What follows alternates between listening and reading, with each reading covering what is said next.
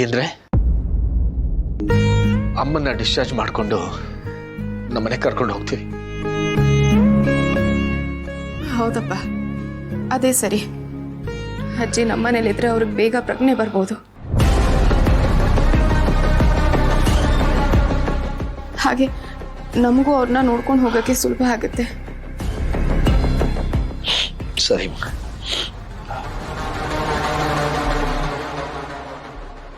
ರಿಸೆಪ್ಷನ್ಗೆ ಹೇಳಿ ಬಿಲ್ ಎಷ್ಟಾಗಿದೆ ಅಂತ ನೋಡಿ ಅದನ್ನ ಸೆಟ್ಲ್ ಮಾಡ್ತೀನಿ. ಇಲ್ಲ ಮಾವ, ನನಗದಕ್ಕೆ ಒಪ್ಪಿಗೆ ಇಲ್ಲ. ಅಜ್ಜಿನ ನಮ್ಮಲ್ಲಿ ಇರಿಸ್ಕೊಂಡು ನಾನು ನೋಡ್ಕೋಬೇಕು ಮಾವ.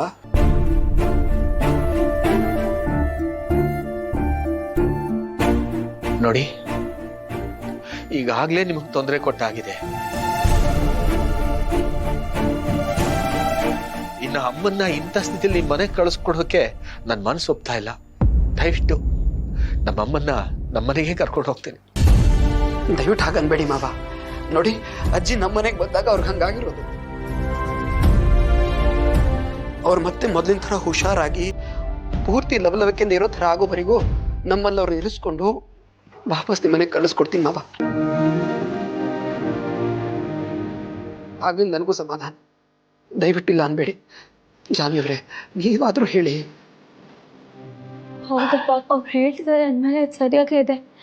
ಪ್ಲೀಸ್ ಒಪ್ಕೊಳ್ಳಿಪ್ಪ. ನೋಡಿ, ನೀವು ಯಾರು ಯೋಚನೆ ಮಾಡಬೇಡಿ.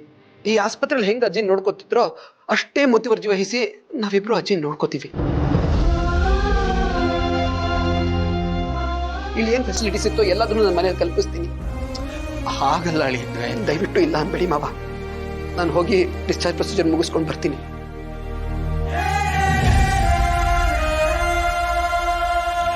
ನಾವಿಬ್ರು ಅಜ್ಜಿ ನೋಡ್ಕೋತೀವಿ.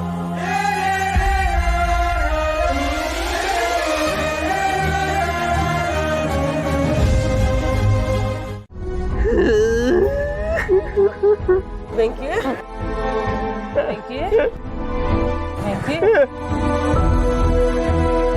ವೆಂಕಿ, ನೀನ್ ಹಿಂಗಿರ್ಬೇಡ ವೆಂಕಿ. ನನಗೆ ಒಂದೊಂದಪ್ಪ ಅನ್ನಿಸ್ತದೆ, ಆ ದೇವ್ರು ಇದಾನೋ ಇಲ್ವೋ ಅಂತ. ಎಲ್ರಿಗೂ ಒಳ್ಳೇದ್ ಬಯಸೋ ನಿನ್ಗೆ ಆ ಭಗವಂತ ಪದೇ ಪದೇ ನೋವು ಕೊಡ್ತಾನೆ ಇದಾನೆ ಕಣ್ಮಗ.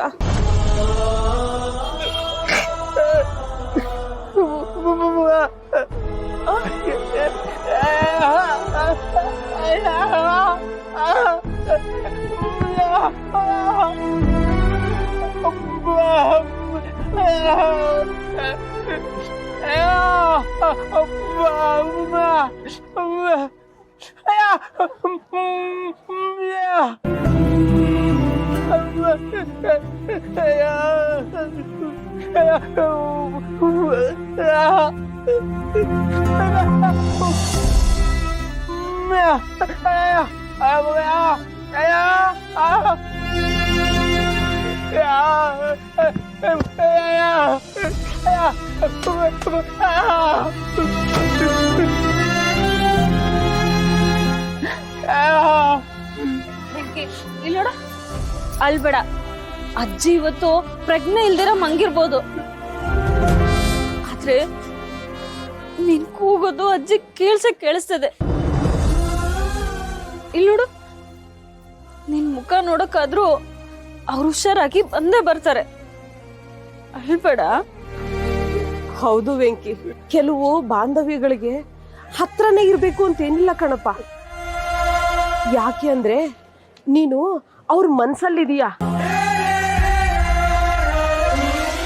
ವೆಂಕಿ, ನೀನು ಇಲ್ಲಿ ಅಳ್ತಾ ಇದ್ರೆ ಅಲ್ಲಿ ಅವ್ರ ಮನ್ಸಿಗೆ ನೋವಾಯ್ತದೆ ಮಗ.